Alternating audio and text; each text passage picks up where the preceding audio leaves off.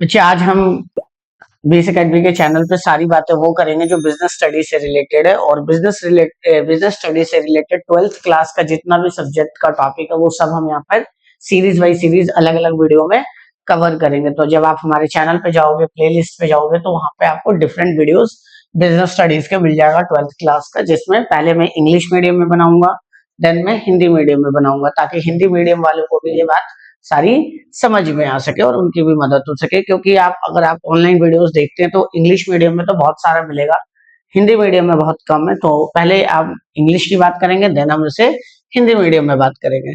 तो सबसे पहले हम पहले चैप्टर की बात करेंगे कि मैनेजमेंट है क्या। देखो, मैनेजमेंट का मतलब, हमें लगता है कि सिर्फ मैनेजमेंट का मतलब ऑर्गेनाइजेशन का मैनेजमेंट नहीं है। मैनेजमेंट मतलब किसी भी चीज को ऑप्टिमम यूटिलाइज करना। ऑप्टिमम यूटिलाइजेशन का मतलब हुआ कि आप किसी भी चीज को जब एफिशिएंटली, इफेक्टिवली, बहुत अच्छे तरीके से यूज करते हो, या यूज करने के लिए जितने भी आप मेथड्स लगाते हो, उन सबको किस कैटेगरी में हम डालते हैं? मैनेजमेंट की कैटेगरी में। मतलब मैनेजमेंट के फीचर्स हो सकते हैं, ऑब्जेक्टिव्स हो सकते हैं, है ना। ये तो पढ़ना आसान है, बट मैनेजमेंट क्या है? मैनेजमेंट टोटली एक तरीके का प्रैक्टिकल अप्रोच है, जहां पर हम ऑर्गेनाइजेशंस को मैनेज करते हैं, फाइनेंशियल मैनेजमेंट में पैसों को मैनेज करते हैं, है ना, ऑपरेशनल मैनेजमेंट में बिजनेस एक्टिविटीज को मैनेज करते हैं। तो इस तरह से बहुत सारे तरह के मैनेजमेंट्स होती है। जैसे एचआर होता है, एचआर में हम कंपनी के एम्प्लॉइज को मैनेज करते हैं। मैनेज इन द सेंस उनसे इफेक्टिवली तरीके से काम करवाना। मैनेजमेंट का मेन काम होता है कि इफेक्टिवली तरीके से काम करवाना, ना कि काम करना। तो सबसे पहला क्या है बच्चे? Management is a process of getting thing done with the aim of achieving goal. तो सबसे पहला टारगेट क्या होता है इसका? भाई, मैंने आपको अभी बताया ना कि मैनेजमेंट का सब कुछ हो सकता है, गोल हो सकता है, टारगेट हो सकता है, ऑब्जेक्टिव हो सकता है, बट डिफाइन करना इतना आसान नहीं है। मैनेजमेंट एक होलिस्टिक अप्रोच है, एक कंप्लीट अप्रोच है, जिसके थ्रू आप किसी भी चीज को इफेक्टिवली क्या करते हो? यूज करते हो। जैसे हमारी पॉलिटिशियंस हमारी कंट्री को मैनेज कर रहे हैं, आपके फादर्स, आपके मदर्स आपके घर को मैनेज कर रही हैं, स्कूल्स के अंदर प्रिंसिपल मैनेज कर रहा है। तो ये हर लेवल पर है, हर जगह है। मतलब ये यूनिवर्सल है। मैनेजमेंट एक तरीके से यूनिवर्सल है। अब वो बात अलग है कि आप मैनेजमेंट कैसे कर रहे हो, बट मैनेजमेंट तो करना पड़ेगा, मैनेज तो आपको करना पड़ेगा। तो बच्चे क्या कहता है कि बच्चे मैनेजमेंट इज अ प्रोसेस। ये क्या है? एक तरीके का प्रोसेस। प्रोसेस मतलब प्रक्रिया है। मैनेजमेंट कभी एंड नहीं होता, कभी खत्म नहीं होता, ये चलता रहता है ना। Done with aim of achieving goal. सबसे पहला टारगेट क्या होता है किसी भी मैनेजमेंट का? कि जो भी आपने टारगेट सेट किया, उस टारगेट को अचीव करना। जैसे कि हम पैसों की बात करते हैं, जब हम इन्वेस्ट करते हैं अपने पैसे को, तो सबसे पहला हमारा क्या गोल होता है? कि भैया हमारा रिस्क कम हो और रिटर्न ज्यादा। जब भी हम कहीं भी पैसा इन्वेस्ट करते हैं, तो सबसे पहला काम क्या होता है? हम ये देखते हैं कि जहां पर भी हम पैसा लगा रहे हैं, चाहे वो बैंक हो, चाहे वो शेयर्स हो, या किसी प्राइवेटली किसी व्यक्ति को दे रहे हो आप, तो सबसे पहले हम देखते हैं कि रिस्क कम हो और रिटर्न ज्यादा हो, है ना। Effectively and efficiently. Effectively and efficiently, ये दो शब्द हमेशा मैनेजमेंट के साथ जुड़ा होगा। इफेक्टिवली मतलब कि वेस्ट एक्टिविटीज को क्या करना, मतलब इफेक्टिवली मतलब कि बहुत अच्छे से उसको इंप्लीमेंट करना, एफिशिएंटली मतलब वेस्टफुल एक्टिविटी को कम करना। तो हम बात करेंगे, तो मैनेजमेंट एक तरीके का क्या है? दो चीजों से मिलकर बना हुआ है। पहला क्या है? इफेक्टिवनेस और efficiency. Effectiveness means the completing the right task to achieve the goal within मतलब आपको सही काम करना। किसी भी गोल को अचीव करने के लिए जो सही रास्ता है, उसको कौन बताता है? मैनेजमेंट। जैसे मान लो आपको कहीं पर भी जाना है, किसी भी डेस्टिनेशन पे जाना है, तो आप क्या करते हो? किसकी मदद लेते हो? गूगल मैप की मदद लेते हो। तो गूगल क्या करता है? आपको राइट डायरेक्शन दिखाता है, इफेक्टिवनेस दिखाता है। तो ये क्या है बच्चे? इफेक्टिवनेस का मतलब होता है राइट डायरेक्शन देना। तो मैनेजमेंट आपको क्या देगा?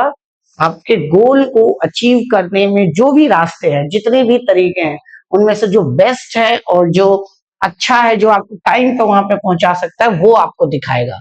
एफिशिएंसी का मतलब होता है आपको आपके रिसोर्सेस का वेस्टफुल एक्टिविटी बंद करना। मतलब जो भी आपके पास रिसोर्सेस है, उसको वेस्ट करने से रोकना। जैसे कि आपको कहीं पर जाना है, तो जाने का मतलब आप उस गोल को अचीव करने के लिए आपके पास क्या है? जो भी रिसोर्सेस है, जैसे कि मान लो आपको ना अपनी सेल बढ़ानी है, क्या बढ़ानी है, ऑर्गेनाइजेशन की सेल बढ़ानी है। तो सेल बढ़ाने के लिए आपके पास क्या है, सेल्समैन है। तो सेल्समैन को इस तरह से और अलग अलग जगह पे डिप्लॉय करना कि कम सेल्समैन का यूज करके ज्यादा से ज्यादा सेल्स करवा सको। तो पहला फीचर क्या है, management is a goal oriented process. पहला क्या है, गोल ओरिएंटेड। गोल का मतलब होता है उद्देश्य, उद्देश्य मतलब आप टारगेट। तो जो भी है मैनेजमेंट आपको हमेशा किसकी तरफ लेके जाता है, आपको आपके गोल की तरफ लेके जाता है, आपके टारगेट की तरफ लेके जाता है। अगर आपके पास टारगेट नहीं होगा, गोल नहीं होगा, तो मैनेजमेंट क्या करेगा, कुछ नहीं करेगा। तो सबसे पहले मैनेजमेंट में आपको क्या करना होता है, गोल डिसाइड करना होता है, और गोल के तरफ लेके जाने में कौन मदद करता है आपको, मैनेजमेंट करता है। तो क्या कहता है, the basic goal of the organisation is for existing must be clearly stated. Management is all pervasive. Management क्या बच्चे, हर जगह है। मैनेजमेंट इज ऑल परवेसिव का मतलब हर जगह है। बच्चे मैनेजमेंट के 3 लेवल होते हैं। 3 लेवल कौन कौन से होते हैं, ध्यान से देखना। सबसे पहले जो ऑर्गेनाइजेशन होती है उसके ऊपर होता है शेयर होल्डर। कौन होते हैं, शेयर होल्डर्स। शेयर होल्डर्स किसको सेलेक्ट करते हैं, board of directors. Board of director किसको सेलेक्ट करते हैं, मैनेजिंग डायरेक्टर। और मैनेजिंग डायरेक्टर किसको सिलेक्ट करते हैं, मैनेजर्स को। और मैनेजर्स किसको, सुपरवाइजर। तो अगर आप देखोगे तो जो बोर्ड ऑफ डायरेक्टर और एमडी है, इसको कहते हैं टॉप लेवल मैनेजमेंट। कौन सा मैनेजमेंट, टॉप लेवल मैनेजमेंट। अच्छा, बोर्ड ऑफ डायरेक्टर किसी भी ऑर्गेनाइजेशन के थिंक टैंक कहते हैं। थिंक टैंक का मतलब कंपनी के बारे में सोचने वाला बॉडी, जो काम क्या करता है, कंपनी के प्लानिंग में मदद करता है, इम्प्लीमेंटेशन में मदद नहीं करता, प्लानिंग में मदद करता है। इम्प्लीमेंटेशन में मैनेजर्स आते हैं और एमडी आता है किसी कुछ हद तक। लेकिन बोर्ड ऑफ डायरेक्टर काम क्या है, प्लानिंग करना।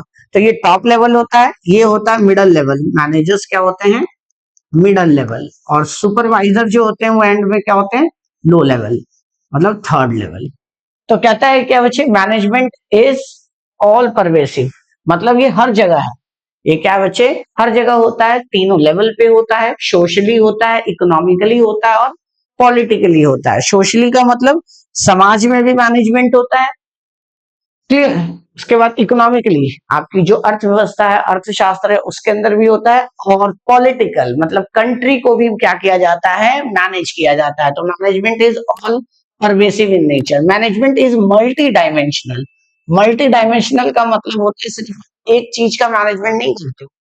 मैंने आपको पहले ही बताया था कि मैनेजमेंट कभी एक चीज का नहीं होता। ऑर्गेनाइजेशन का हो सकता है, लोगों का हो सकता है, रिसोर्सेस का हो सकता है। जैसे कि देश में इतने सारे लोग हैं, पॉपुलेशन है, यंग जनरेशन है, तो उनकी भी मैनेजमेंट जरूरी है।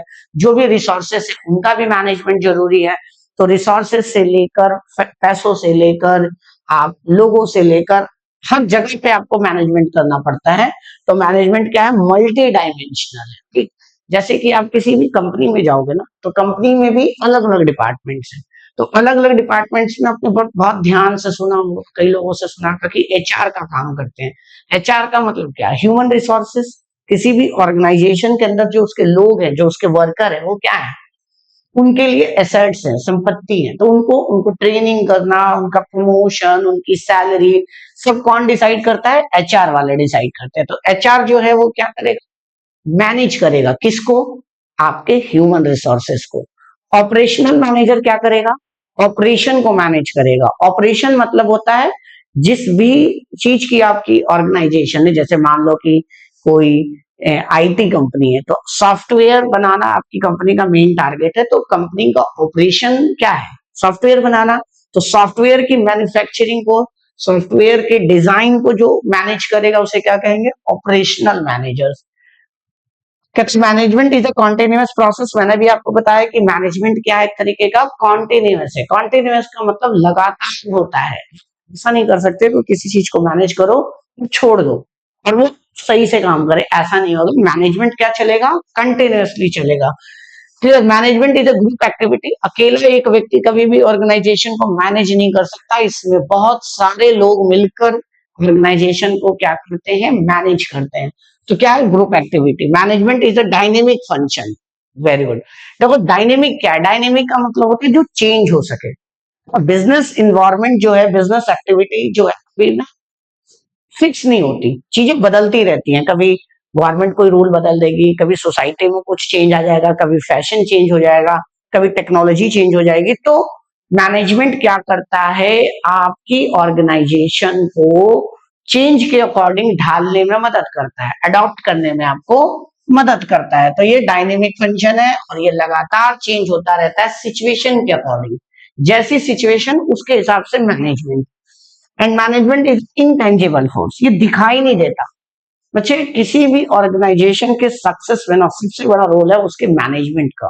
जिस ऑर्गेनाइजेशन का मैनेजमेंट बहुत अच्छा है, वहां के लोग बहुत अच्छे हैं, एक्सपीरियंस हैं, उस कंपनी के सक्सेस रेट ज्यादा है। जब आप कंपनी में जब आप इन्वेस्ट करते हो ना, तो ये भी लोग एक देखते हैं कि उस कंपनी का एमडी कौन है, बोर्ड ऑफ डायरेक्टर्स कौन है, उनका फ्यूचर आउटलुक क्या है। तो ये सब बहुत चीजें देखी जाती है। एक ऐसी चीज है जो दिखती नहीं है बट ऑर्गेनाइजेशन के परफॉर्मेंस पे सबसे ज्यादा असर डालती है, वो है मैनेजमेंट। इंपॉर्टेंस ऑफ मैनेजमेंट तो बात करेंगे बच्चे। Management helps in achieving group गोल। वैसी बात है, ग्रुप का मतलब लोगों का समूह। अब लोग कौन हो सकते हैं, इसमें बहुत सारे लोग हो सकते हैं, और इंप्लॉइज हो सकते हैं, है ना, आपके इन्वेस्टर्स हो सकते हैं। उन सब के ग्रुप के गोल को अचीव करने में क्या करता है, मदद करता है। तो बिना मैनेजमेंट के इंडिविजुअली ना हर व्यक्ति अपने बारे में सोचता है, लेकिन अगर मैनेजमेंट अच्छा हो तो हर व्यक्ति जो है वो किसके बारे में सोचेगा, मिलकर ऑर्गेनाइजेशन के बारे में सोचेगा और आपकी ऑर्गेनाइजेशन की गोल को अचीव करने में आपकी मदद करेगा। मैनेजमेंट इंक्रीज एफिशिएंसी, राइट, ये कॉस्ट को कम कर देता है। देखो एफिशिएंसी वर्ड सीधा डायरेक्टली रिलेटेड है कॉस्ट। जब भी किसी भी जगह पे आप एफिशिएंसी को एक्सप्लेन करो ना, तो ये एक बात याद रखना कि efficiency is directly related to cost. Efficiency बढ़ने का मतलब है कॉस्ट कम होना, है ना। और कॉस्ट कब कम होगी, कॉस्ट तब कम होगी जब आप अपने वेस्टेज को कम करोगे। और वेस्टेज को कब कम करोगे, जब उसको आप अच्छे से मैनेज करोगे। तो वेस्टफुल एक्टिविटी में बहुत सारी चीजें हो सकती हैं, टाइम का वेस्टेज, रॉ मटेरियल का वेस्टेज। तो इन सब को रोकने का काम कौन करता है, management. Management create a dynamic organisation. Dynamic organisation है change according to the situation. Management क्या करता है, जैसे जैसे सिचुएशन चेंज होगी, सोशल इन्वायरमेंट चेंज होगा, इकोनॉमिकल इन्वायरमेंट चेंज होगा, वैसे वैसे ऑर्गेनाइजेशन अपने आप को क्या कर देगा, चेंज कर देगा। तो that is a main topic. Management helps in dynamic, management create a dynamic organisation, मतलब कॉम्पिटिटिव बना देगा आपको और चेंज करने में मदद करेगा। Management help in achieving personal objective. देखो पर्सनल ऑब्जेक्टिव का मतलब होता है कोई भी इंडिविजुअल जब ऑर्गेनाइजेशन से किसी से जुड़ता है, काम करता है, तो उसका खुद की भी कुछ कुछ एम्बिशंस होती हैं। तो अगर आप मैनेज अच्छा करते हो तो व्यक्ति की, हर एक एम्प्लॉइज की जो गोल है, जो वो चाहता है करना भविष्य में, उसको पाने में आप मदद कर सकते हो। जैसे कि मान लो एक बहुत इंटेलिजेंट व्यक्ति आया है आपके ऑर्गेनाइजेशन में, शुरुआत में लो लेवल पे काम कर रहा है, लेकिन कंपनी में उसने इतना अच्छा परफॉर्म किया कि एम्प्लॉइज की परफॉर्मेंस को देखते हुए मैनेजर्स उसको क्या कर रहे हैं, प्रमोट कर रहे हैं, उसकी सैलरी इंक्रीमेंट कर रहे हैं। तो क्या होगा, वो और अच्छे से दिल लगा के ऑर्गेनाइजेशन में काम करेगा। तो ये एक अच्छे मैनेजमेंट की पहचान है कि एम्प्लॉय के अच्छे काम को पहचान देना, उसको उसके लिए क्या देना, रिवॉर्ड देना। तो ये अच्छा मैनेजमेंट होगा तभी होगा। मान लो कोई एम्प्लॉय बहुत काम कर रहा है, बहुत ईमानदारी से काम कर रहा है, आपकी ऑर्गेनाइजेशन के लिए बिल्कुल जी जान से लगा हुआ है, और आप उसको इंपॉर्टेंस ही नहीं दे रहे हो, तो इससे क्या होगा, धीरे धीरे उसको देखते हुए बाकी भी ईमानदारी से काम करने वाले लोग क्या हो जाएंगे, डीमोटिवेट हो जाएंगे, जो ऑर्गेनाइजेशन के फ्यूचर के लिए ठीक नहीं है। तो ये मैनेजमेंट का काम है कि जो अच्छा व्यक्ति है, जो आपकी ऑर्गेनाइजेशन के लिए फायदेमंद है, उनको रिवॉर्ड करना, प्रमोट करना, ट्रेनिंग देना उस समय पे, ताकि वो और अच्छा कर सके।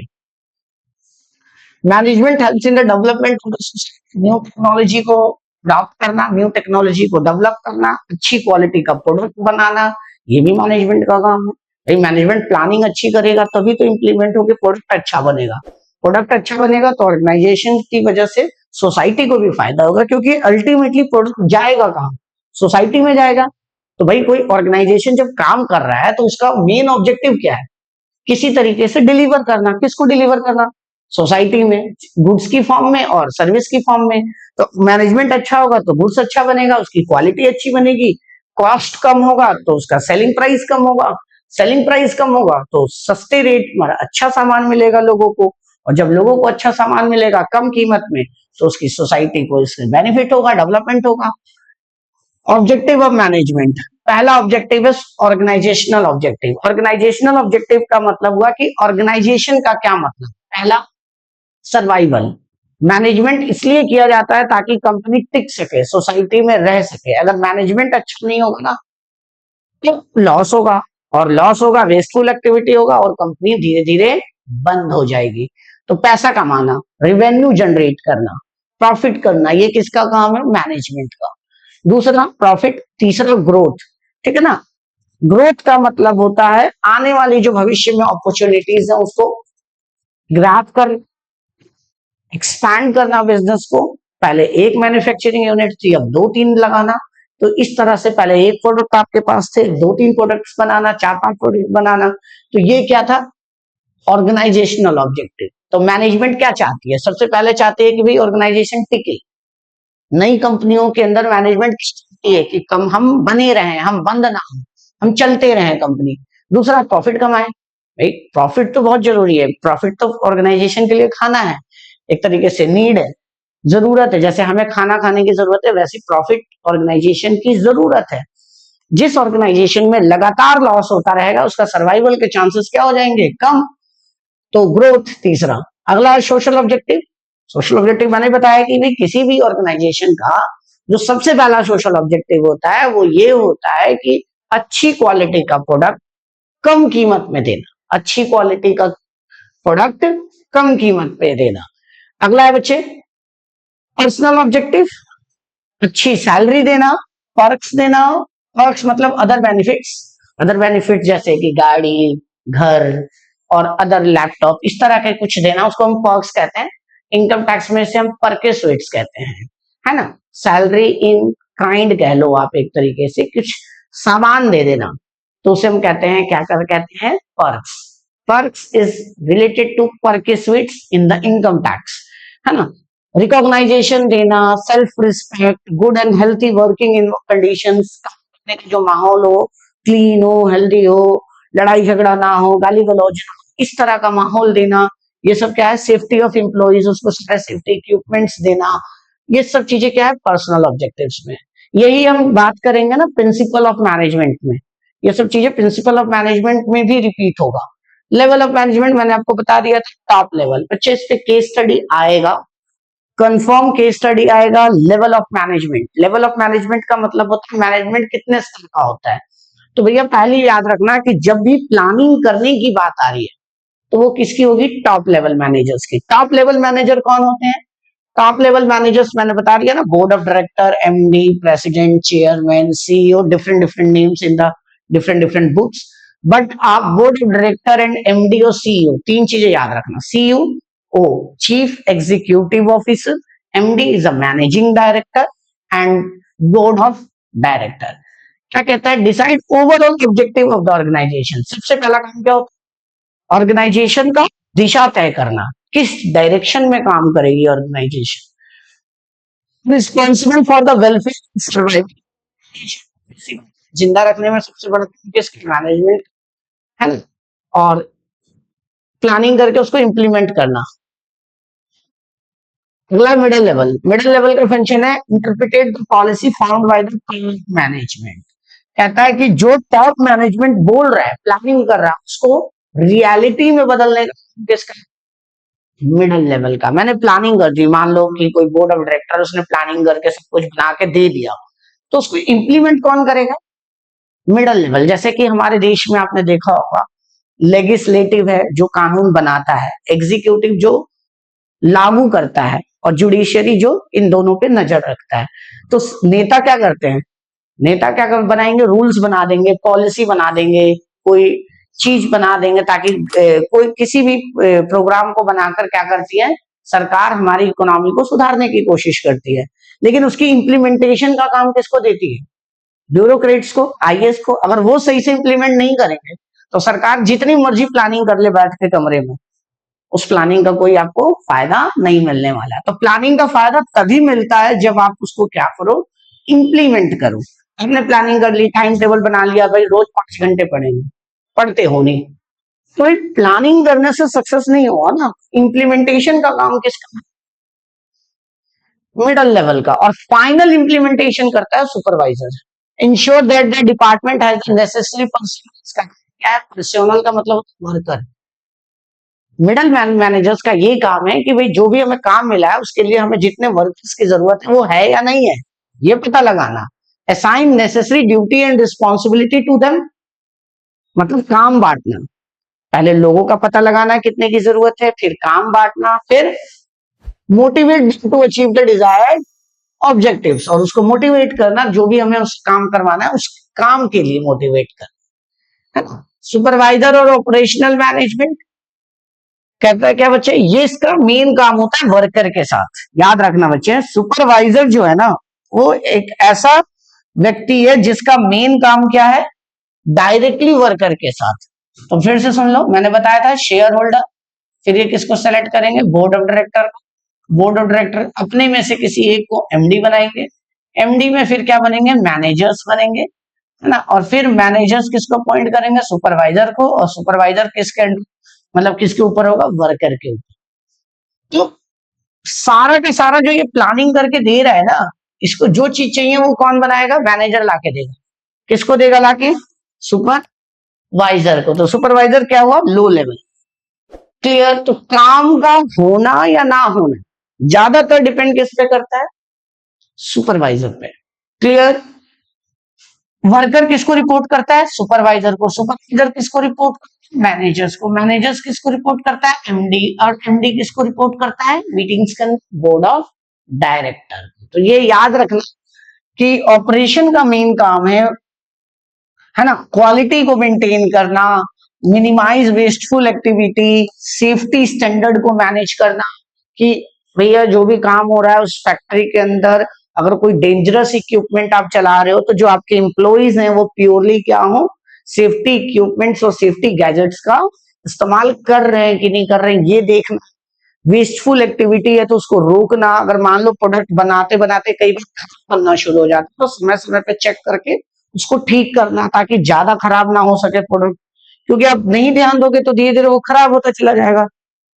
अगला बच्चे नेचर ऑफ मैनेजमेंट, कहते हैं ये आर्ट है, साइंस है या मैनेजमेंट है, कुछ इस तरह। Management is an art, obvious सी बात है, मैनेजमेंट एक आर्ट है। अब कितनी भी बुक्स पढ़ लो मैनेजमेंट की, मैनेजमेंट क्या एक तरीके का आर्ट है। सिर्फ आप पढ़कर मैनेजमेंट नहीं कर सकते हो, इसके लिए प्रैक्टिकल अप्रोच होना बहुत जरूरी है। सिचुएशन टू सिचुएशन अपने आप को ढालना बहुत जरूरी है। हर व्यक्ति को आप एक तरीके से मैनेज नहीं कर सकते हो, हर समय में एक तरीके से मैनेज नहीं कर सकते हो। तो ये क्या होता है, टाइम प्लेस और सिचुएशन के अकॉर्डिंग आपको अपना मैनेजमेंट का स्टाइल क्या करना पड़ता है, बदलना पड़ता है। कई जगह थोड़ा रूडली बोलने पे काम होता है, कई जगह रूडली बोलोगे तो आपका काम बनने की जगह बिगड़ सकता है। तो ये एक आर्ट है। क्लियर। ये क्या है, एक तरीके का ये एप्लीकेशंस भी है। जो भी चीजें हैं आपके नॉलेज है, उस नॉलेज के बेसिस पे आपको क्या करना होता है, प्रैक्टिकली इंप्लीमेंट करना पड़ता है। ये क्रिएटिविटी भी है। क्रिएटिविटी का मतलब होता है कि बच्चे किसी को काम को करने का या करवाने का एक नया तरीका, that is management is an art. कहता है कि management can be said to be an art. क्यों कहते हैं, since it satisfy the following criteria, successful manager practice the art of management. Clear. जैसे आप कोई भी आर्ट सीखते हो तो आर्ट आप किताब पढ़ के नहीं सीखते हो, प्रैक्टिस से सीखते हो। मान लो आप पेंटर हो, आर्ट है आपके, तो उसको पेंटिंग जितनी ज्यादा आप करोगे परफेक्शन है। तो मैनेजमेंट भी क्या एक तरीके का स्किल है, आर्ट है। जितनी ज्यादा समय तक आप किसी ऑर्गेनाइजेशन में मैनेजमेंट करते जाओगे आपके स्किल्स और आर्ट डेवलप होते जाएगा और आप और अच्छा मैनेज करोगे। क्यों, क्योंकि बच्चे ये क्या किससे डेवलप होता है, प्रैक्टिस से। ठीक है। और किसके बेसिस पे, स्टडी के बेसिस पे, है ना, और एक्सपीरियंस के बेसिस पे। Manager apply the scientific method and body of knowledge. Management के प्रिंसिपल सबको पता है, लेकिन सबके इंप्लीमेंट करने का तरीका अलग है। जब भाई प्रिंसिपल पता है तो ऐसे तो कोई ऑर्गेनाइजेशन का फेल होना ही नहीं चाहिए, क्योंकि उन्हें पता है कि ये प्रिंसिपल हम अपना लेंगे तो हमारा ऑर्गेनाइजेशन सक्सेसफुल हो जाएगा। लेकिन ऐसा नहीं होता। आज भी बहुत कंपनियां लॉस में होती हैं, आज भी कंपनियां बहुत सारी बंद हो जाती हैं, सब कुछ पता होते हुए भी बंद हो जाती है। प्लानिंग उन्हें पता है, ऑर्गेनाइजेशन उन्हें पता है, इन्वायरमेंट उन्हें पता, कंट्रोलिंग उन्हें पता, फिर भी क्यों बंद हो जाती है? क्योंकि उसको इम्प्लीमेंट वो अच्छे से नहीं कर पाते हैं। तो इम्प्लीमेंटेशन का काम किसका है? मैनेजर्स का, मैनेजमेंट का। तो जिस कंपनी के मैनेजमेंट अच्छे हैं, मैनेजर्स अच्छे हैं, वो अच्छा इंप्लीमेंट कर पाते हैं थियोरेटिकल कंसेप्ट को, और जितना अच्छा वो कंसेप्ट को इंप्लीमेंट कर पाते हैं उतना उनका सक्सेस का चांस बढ़ जाता है। पर्सनल स्किल्स की जरूरत होती है इसके अंदर। Management as a science, management as a science इसलिए क्योंकि बच्चे ये एक्सपेरिमेंट पे बेस्ड होता है। किस पे बेस्ड होता है? मैनेजमेंट के जितने भी प्रिंसिपल्स हैं, जितने भी तौर तरीके हैं काम करने के, वो सब किस पे बेसिस है? एक्सपेरिमेंट के बेसिस पे। किसी ने पहले उसे किया, अपने ऑर्गेनाइजेशन में इंप्लीमेंट किया, कई बार इंप्लीमेंट किया, और इंप्लीमेंट करने के बाद जो उन्हें रिजल्ट मिला उसको ऑब्जर्व करके फिर उन्होंने उसके बेसिस पे चीजें बनाई।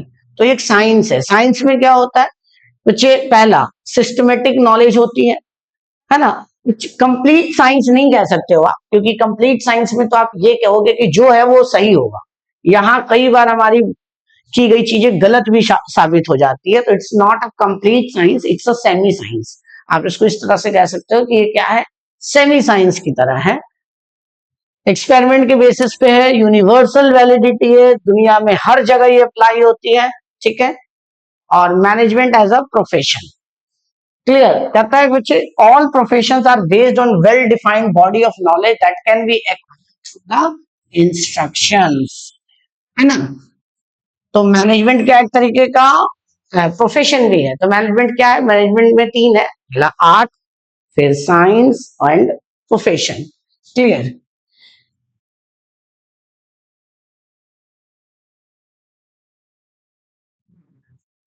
अब हम बात करेंगे फंक्शंस ऑफ मैनेजमेंट की। सबसे पहला फंक्शन है प्लानिंग, क्लियर। अभी चैप्टर पढ़ लोगे आगे जाके आप, प्लानिंग क्या होती है। प्लानिंग का मतलब सिंपल सा होता है कि आप कहां पर हो और कहां पर जाना चाहते हो। क्या मैंने बोला भाई आपको? क्या बोला? ध्यान देना, where we are, where we are, हम कहां पर हैं। मान लो मेरी ऑर्गेनाइजेशन का अभी सिचुएशन क्या है और टारगेट क्या है। Where we want to be, मतलब अब हमें जाना कहां है। मान लो मेरी सेल अभी 100 करोड़ की है, 100 सीआर की है, और मेरा टारगेट है 1000 करोड़ की। तो भैया हूं कहां? 100 करोड़ पे। जाना कहां है? 1000 करोड़ पे। तो क्या करूंगा कि जाऊंगा? वही प्लानिंग बताता है। तो प्लानिंग एक तरीके का क्या है? ब्रिज है जो जोड़ता है जहां पर आप हो और जहां पर आप जाना चाहते हो। तो जो भी आपका अभी सिचुएशन है और जो आप बनना है, उसके बीच में पुल का काम, ब्रिज का काम कौन करता है? प्लानिंग। तो प्लानिंग क्या कर रहा है भाई? Cricket bridge. ऑर्गेनाइजेशन उस प्लानिंग को इंप्लीमेंट करने के लिए आपको लोगों की जरूरत है, तो उन लोगों को इकट्ठा करने का काम क्या कहलाता है? ऑर्गेनाइजेशन या ऑर्गेनाइजिंग। ऑर्गेनाइजिंग में क्या करते हैं हम? भैया जो प्लानिंग की है, जो टारगेट सेट किया है, वो अकेला तो होगा नहीं, तो ग्रुप ऑफ पर्सन चाहिए। तो बहुत सारे लोगों को इकट्ठा करना, उनकी एबिलिटी के अकॉर्डिंग उनको डिफरेंट डिफरेंट काम देना, डिफरेंट डिफरेंट कैटेगरी में बांटना, क्या कहलाता है? ऑर्गेनाइजिंग। ऑर्गेनाइजिंग के बाद आता है बच्चे स्टाफिंग। सही जगह को, सही व्यक्ति को सही जगह पे लगाना। मेरी बात आ रही है आपको समझ? बच्चे किसी भी ना व्यक्ति के अंदर का जो टैलेंट है उसे निकालना या उसको पहचानना ये इतना आसान नहीं है। हम सोचते कुछ और है, होता कुछ और है, ठीक है। तो एचआर का काम, मैनेजमेंट का काम क्या होता है? व्यक्ति के अंदर उसकी छिपी हुई टैलेंट को ढूंढना, और जो व्यक्ति जिस काम में एक्सपर्ट है उसको उसी हिसाब से काम देना। कि मार्केटिंग वाले को आप फाइनेंसिंग का काम नहीं दे सकते हो ना, और फाइनेंसिंग वाले को मार्केटिंग का काम नहीं दे सकते हो। अब काम सबका बटा हुआ है, अगर आपने मार्केटिंग वाले को फाइनेंसिंग दे दिया तो ना तो फाइनेंसिंग अच्छी होगी और नहीं मार्केटिंग अच्छी होगी, और आपका ऑर्गेनाइजेशन कभी टारगेट को अचीव नहीं कर पाएगा। तो ये पता लगाना एक बहुत चैलेंज टास्क होता है मैनेजमेंट के लिए कि कौन व्यक्ति किस काम के लिए बना है।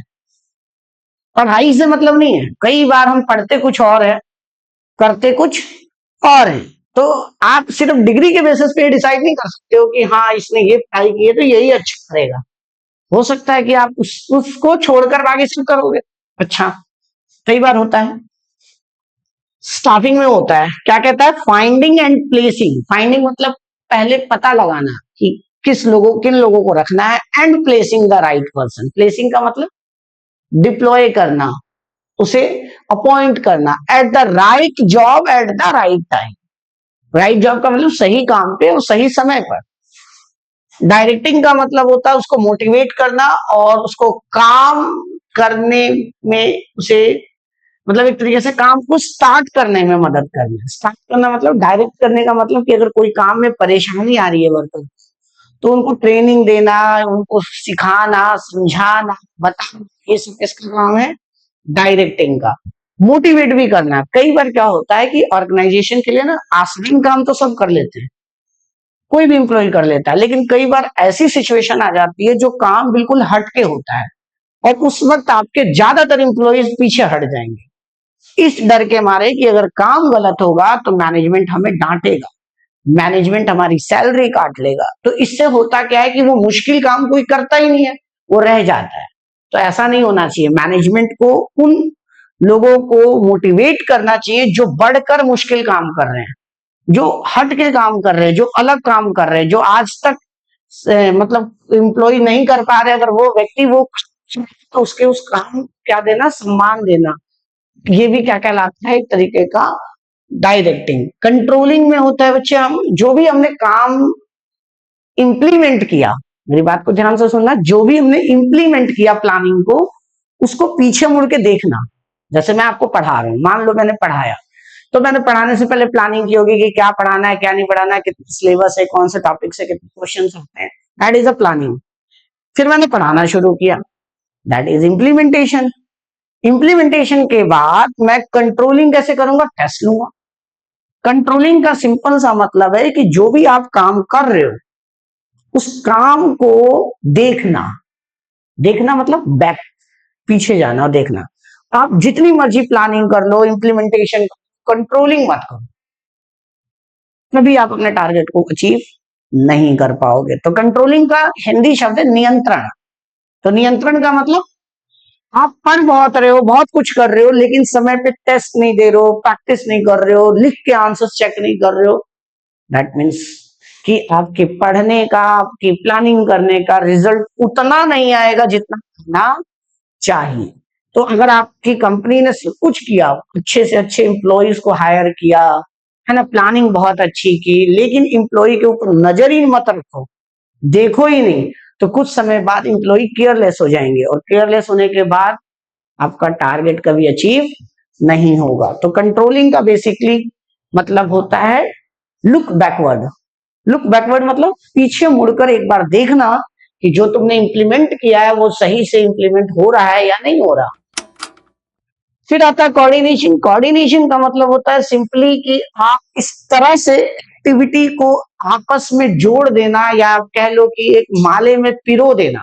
मोतियों को अगर आप अलग अलग मोती होगी तो देखो बिल्कुल बिखरी हुई होती है, लेकिन धागे में आप पिरो देते हो तो क्या बन जाता है, एक माला।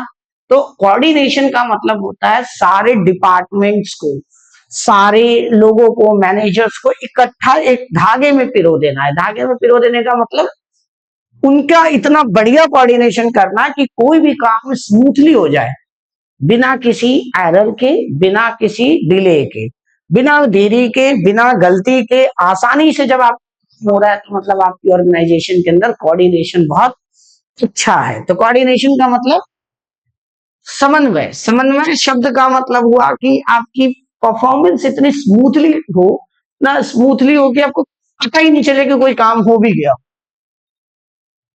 तो क्या करता है कोऑर्डिनेशन का काम है, coordination integrate the group effort. जोड़ता है। जैसे कि मान लो एक फैक्ट्री है और फैक्ट्री में अलग अलग डिपार्टमेंट्स है। पहला डिपार्टमेंट है परचेज डिपार्टमेंट। क्या बोला मैंने आपको? Purchase department. परचेज डिपार्टमेंट का काम है मटेरियल को परचेज करके लाना। परचेज डिपार्टमेंट मटेरियल को रॉ मटेरियल को परचेज करना। और ये किसको देगा? फिर प्रोडक्शन डिपार्टमेंट को। प्रोडक्शन डिपार्टमेंट उससे बनाएगा, बना के किसको देगा? बेचने के लिए मार्केटिंग वाले। अगर मान लो कि ये टाइम पर रॉ मटेरियल ही ना लाए, तो जब अगर ये टाइम पर रॉ मटेरियल नहीं लाएगा तो प्रोडक्शन प्रोडक्ट बना नहीं पाएगा। जब प्रोडक्ट बनेगा नहीं तो टाइम पे बिकेगा भी नहीं। मेरी बात आ रही है समझ? कि कोऑर्डिनेशन का मतलब इसे पता होना चाहिए डिपार्टमेंट को, परचेज डिपार्टमेंट को, कि भैया रॉ मटेरियल खत्म हो रहा है, मुझे और देना है। बताने की जरूरत नहीं है, एक सिस्टम डेवलप कर लो जिस जिस सिस्टम से क्लियरली इसको पहले ही पता चल जाए कि भैया रॉ मटेरियल की शॉर्टेज हो रही है, चलो खरीद के लाते हैं, है ना। अगर आप नहीं लाओगे टाइम पे तो प्रोडक्शन बंद तो कई नुकसान, प्रोडक्ट नहीं बन रहा, उसके अलावा इम्प्लॉय खाली बैठे हैं और इम्प्लॉय को सैलरी देनी है। अगर मान लो आपकी फैक्ट्री में 1000 इम्प्लॉय है और 1 घंटे में अगर वो खाली बैठ गए तो 1000 आवर का आपको लॉस हो गया। में वो 1 घंटा दिख रहा है, लेकिन 1000 इम्प्लॉय अगर 1 घंटा बैठ जाए तो वो 1000 घंटे होंगे। और 1 घंटे, एक दिन में कितने घंटे काम करता है एक व्यक्ति? मान लो 8 घंटे, तो कितने का लॉस हो गया आपको? कितने घंटे का? फिर उसकी 1 घंटे की एम्प्लॉय की सैलरी कितनी है? तो करोड़ों का नुकसान हो जाएगा। वो 1 घंटा आपको लग रहा है, लेकिन यही कोऑर्डिनेशन बचाता है हमें। कोऑर्डिनेशन अगर आपका स्मूथ होगा, सब कुछ सही होगा, तो ये जो आपकी वेस्टफुल एक्टिविटीज हैं ये बंद हो जाएगी, बच जाएगी। Coordination ensure unity of action. सब लोग एक जैसा मिलके जुलकर काम करें ताकि आपके टारगेट को अचीव किया जा सके। Coordination is a continuous process. Obvious सी बात है, ये खत्म नहीं होगा, ये चलता रहेगा, कंटिन्यूअस है। Coordination is all pervasive function, हर जगह होता है। Responsibility of all managers. Managers का क्या काम है? कोऑर्डिनेशन करना, ताकि सब मिलके आपस में काम सही से कर सके। कोऑर्डिनेशन, बस importance of coordination, growth in size, ये आप कर सकते हो। चलिए मैं आपको इस पे केस स्टडी कराता हूँ, ध्यान देना। केस स्टडी एमसीक्यूज तो आप कर लोगे। अगर आपको किसी को चाहिए नोट्स तो आपको टेलीग्राम पे मिल जाएगा हमारे चैनल्स पे। तो मैं इसका केस स्टडी कराता हूँ आपको। देखिए, यश लिमिटेड इस क्वेश्चन को पढ़िए पहले ध्यान से। कहता है कि Yash limited is facing a lot of these days. It manufactures electronic goods like the washing machine, microwave oven, refrigerator and air conditioner. The company margin are under pressure. Margin मतलब प्रॉफिट। प्रॉफिट, मार्जिन का मतलब क्या होता है बच्चे? ये याद रखना, मार्जिन मीन्स प्रॉफिट। ठीक है, क्या होता है? प्रॉफिट। आर अंडर प्रेशर मतलब प्रॉफिट कम हो गया। And the profit and market share are decline.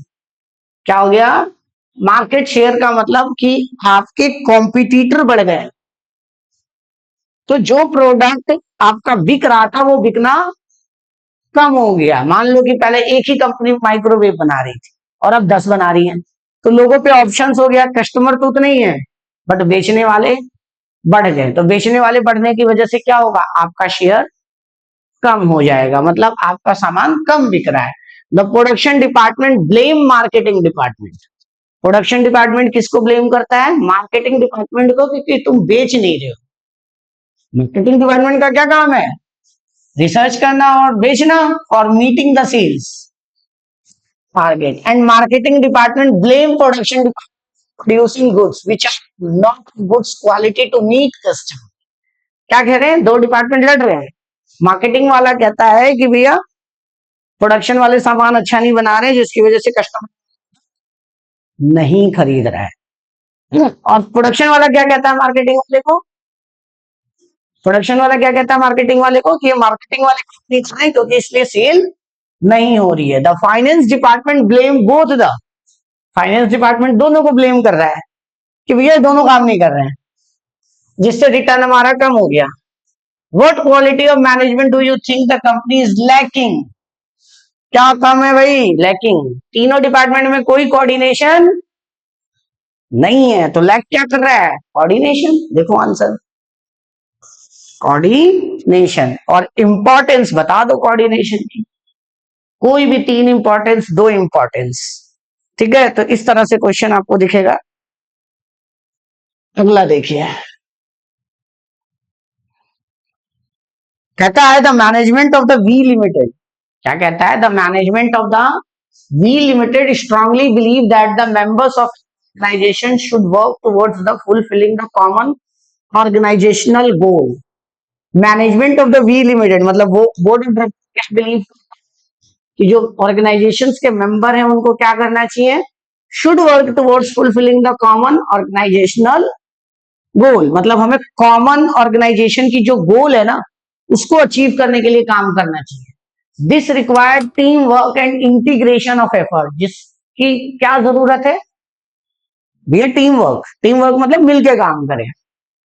And specialist, department and specialist मतलब जो जिस काम में एक्सपर्ट है उसको वही डिपार्टमेंट दिया जाए, इसका ये बिलीव है। And this because of all the individuals and department depends on each other. क्यों जरूरत है?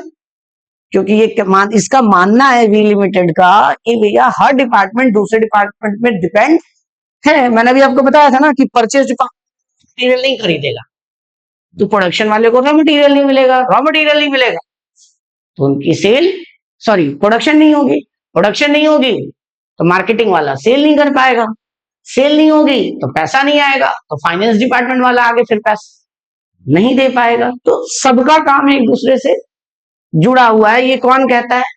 वी लिमिटेड का मैनेजमेंट कहता है। The managers need to reconcile differences in approach, timing, effort and interest. ये सबको मिलाना चाहता है, एफर्ट को, टाइम को, इंटरेस्ट को। At the same time it should enable all its member to grow and develop. और सभी मेंबर्स को क्या करना चाहता है? डेवलप करना चाहता है, ग्रो करना चाहता है। Thus there is a need to the harmonize individuals goal, identify the concept, वही कोऑर्डिनेशन है ना। ये क्या है? कोऑर्डिनेशन की कमी तो है, तो coordination integrate the group efforts. तो क्या काम करता है? Ensure unity of action. Unity of action मतलब सब मिलजुल कर एक डायरेक्शन में काम करेंगे, एक डायरेक्शन में काम करेंगे तो गोल अचीव होगा। Clear? Coordination is a continuous process, ये तो पता ही है।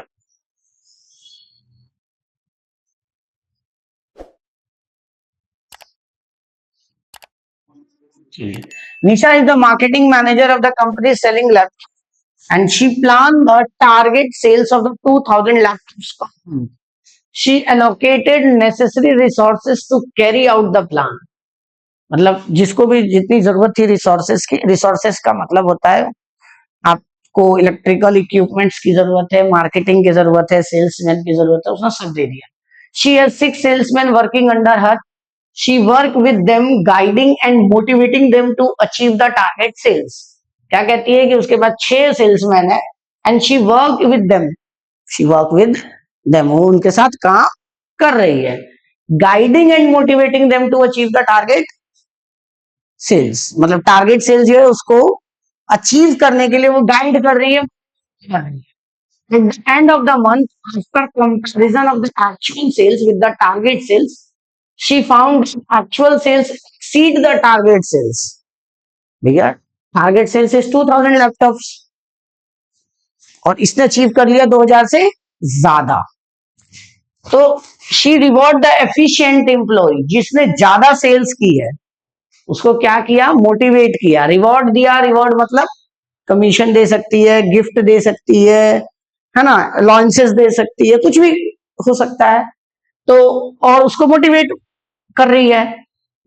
How does the Nisha prove importance of management? कैसे उसने किया कि टाइम टाइम पे जब आप डायरेक्शंस करोगे तो आपका गोल अचीव होने में आपको मदद मिलेगी। क्या कह रही है? Achieving the group goal by giving a common directions. मेरी बात आ रही है समझ? डायरेक्टिंग, जब आपका सीनियर अपने जूनियर लेवल के एम्प्लॉइज को डायरेक्ट करता है तो बहुत आसानी से आप अपना टारगेट अचीव कर पाते हो, क्योंकि जूनियर तो जूनियर ही है ना, उसको सारा काम तो आता नहीं है। तो उसको सिखाना, समय समय पे अलग अलग टेक्निक्स बताना जिससे वो अपना टारगेट अचीव कर सके। Increase efficiency of the employ by rewarding them. वो देखो मोटिवेट कर रही है, रिवॉर्ड दे रही है, तो ये रिवॉर्ड देने से क्या फायदा होगा, उसको देखकर बाकी एम्प्लॉयज भी मोटिवेट होंगे और काम अच्छा करेंगे। अगला, मेगा लिमिटेड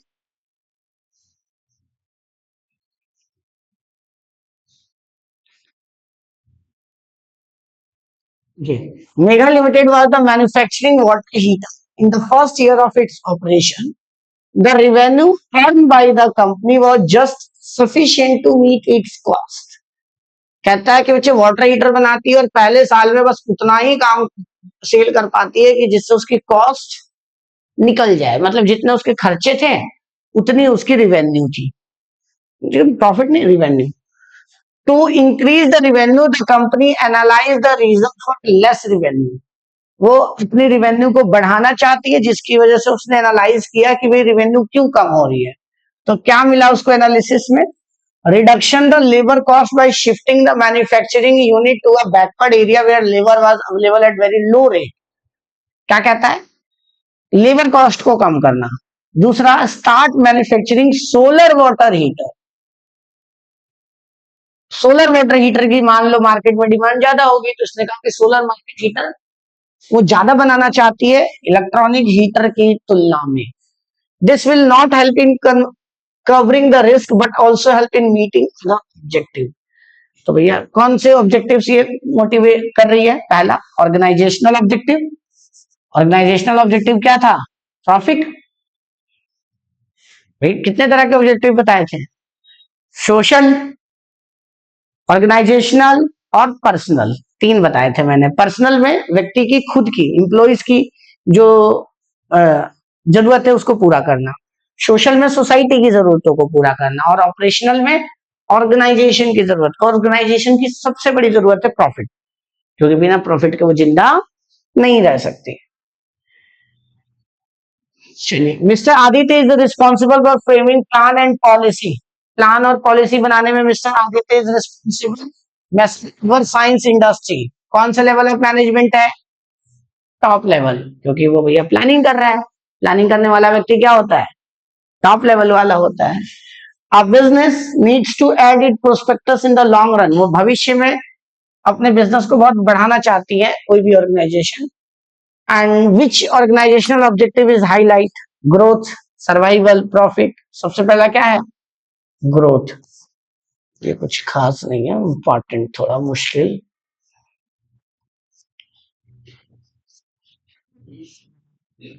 चलिए, एक बड़ा अच्छा सा क्वेश्चन है इसके अंदर। हाँ, इसको जरा रीड कीजिए 1 मिनट में।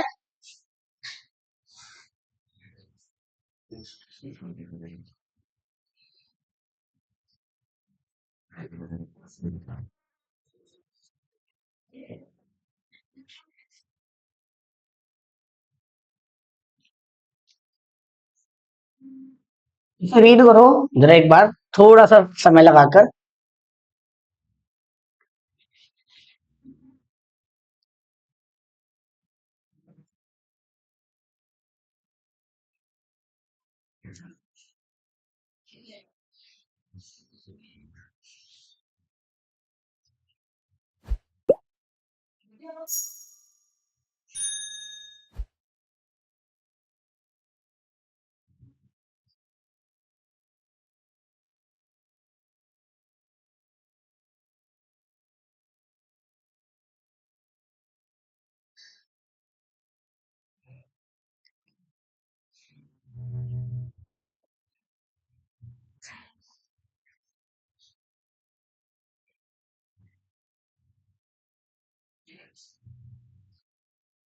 देखिए क्या कहना चाहता है इस क्वेश्चन में, ये कहना चाहता है कि दो दोस्त हैं, ये लड़ रहे हैं आपस में। किस बात पे लड़ रहे हैं, पहला, Aman and Ahmed and Ali partner in a firm engage in the distribution of the dairy products.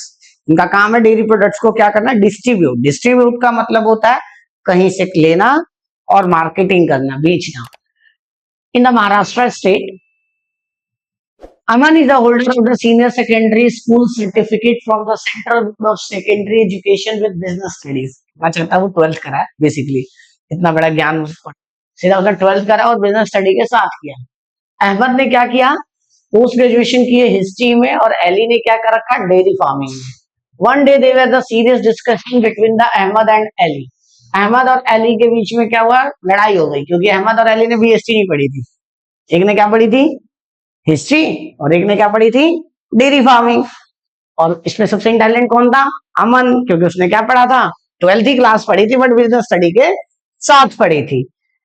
फिर ये दोनों लड़ रहे हैं कि ये प्रोफेशन है या नहीं है, क्योंकि एली कहती है कि भैया प्रोफेशन सिर्फ लीगल और मेडिकल होते हैं। लीगल और मेडिकल मतलब जैसे कि मेडिकल में डॉक्टर लगता है तो इंडियन मेडिकल काउंसिल जो है, इंडियन मेडिकल एसोसिएशन, उससे रिलेटेड होता है। और लीगल में लॉयर होते हैं, कि वो किससे रिलेटेड होते हैं, बार काउंसिल ऑफ इंडिया। तो वो कहता है कि भैया वही प्रोफेशंस होते हैं जो किसी ऑर्गेनाइजेशन से जुड़े हुए हैं। क्या कहती है वो, कि प्रोफेशन की डेफिनेशन वो होती है जिसमें कोई व्यक्ति किसी ऑर्गेनाइजेशन से जुड़ा हुआ हो, जैसे बार काउंसिल से लॉयर, मेडिकल काउंसिल से doctor, institute of chartered accountant से CA, institute of company secretary से सीएस, ऐसे ही सीए में। तो हर प्रोफेशन की एक बॉडी होती है, लेकिन मैनेजर्स की कोई बॉडी होती नहीं है। तो एली के हिसाब से ये भैया क्या नहीं है, प्रोफेशन नहीं है। अहमद तो वैसे भी हिस्ट्री का था, तो उसको इतना लड़ाई करने की बात ही नहीं है। तो अमन इन दोनों की लड़ाई को खत्म करते हुए बताता है और सेटिस्फाई करता दोनों को, क्या पॉइंट्स देकर, पहला इसमें क्या होना चाहिए, नॉलेज होनी चाहिए। ऑब्वियस सी बात है, नॉलेज होनी चाहिए। प्रोफेशन में क्या होनी चाहिए, नॉलेज होना जरूरी है, तो मैनेजर्स में जरूरी है। रिस्ट्रिक्टेड एंट्री, सब नहीं आ सकते, सब नहीं आ सकते। प्रोफेशनल एसोसिएशंस, इनका क्या होना चाहिए, प्रोफेशनल ऑर्गेनाइजेशन होना चाहिए। प्रोफेशनल ऑर्गेनाइजेशन में कौन हुआ, मैंने अभी आपको बताया था, bar council of India, medical council of India. Her doctor को डॉक्टरी करने के बाद मेडिकल काउंसिल का एग्जाम देना होता है, जिससे उसको लाइसेंस मिलता है। जब आप एडवोकेट बनते हो तो एलएलबी करने के बाद आपको एग्जाम देना पड़ता है बार काउंसिल ऑफ इंडिया का। सीए का भी मेंबर बनने के लिए आप एग्जाम्स पास करने के बाद, उनकी कुछ ट्रेनिंग क्राइटेरियाज होती है, उनको पूरी करनी होती है, तब जाके आप बनते हो, उसके बिना नहीं बनते हो। एथिकल कोड ऑफ कंडक्ट, इनका एक अपना कोड ऑफ कंडक्ट का मतलब होता है कैसे बिहेव करना है। जैसे कि लॉयर कोर्ट में जाते हैं तो कैसे कोट पहन के जाते हैं, ब्लैक। डॉक्टर का कोड ऑफ कंडक्ट क्या है, व्हाइट कोट। ऐसे ही आपने देखा होगा सीए का, जब आपने देखा होगा ना, सीए का कोई भी फॉर्म देखा होगा तो बोर्ड बहुत छोटा होता है और ब्लैक एंड व्हाइट कलर का होता है। तो ये code of conduct, code of conduct का मतलब होता है कि उनकी ऑर्गेनाइजेशन एक रूल्स बनाती है अपने मेंबर्स के लिए, और उन्हीं के अकॉर्डिंग उन्हें काम करना होता है। और इनका होता है सर्विस मोटिव। तो ये आपका पहला चैप्टर खत्म हो गया यहाँ पे, क्लियर। मैंने केस स्टडी के साथ बता दिया आपको, और केस स्टडी काफी बता दिया है। तो इसमें एक तो आएगा आर्ट, प्रोफेशन और साइंस, तीन तरह से मैनेजमेंट को डिफाइन करना, एक टॉप लेवल, मिडल लेवल और लो लेवल। और सबसे ज्यादा क्वेश्चन था कोऑर्डिनेशन से रिलेटेड। किससे रिलेटेड था, कोऑर्डिनेशन से, कि कोऑर्डिनेशन क्यों इंपॉर्टेंट है इतना। तो कोऑर्डिनेशन क्यों इंपॉर्टेंट है और कोऑर्डिनेशन के क्या फीचर्स होते हैं। वैसे तो कोऑर्डिनेशन चैप्टर में आप इसको इन डेप्थ पढ़ोगे तो वहां पे याद हो ही जाएगा ये।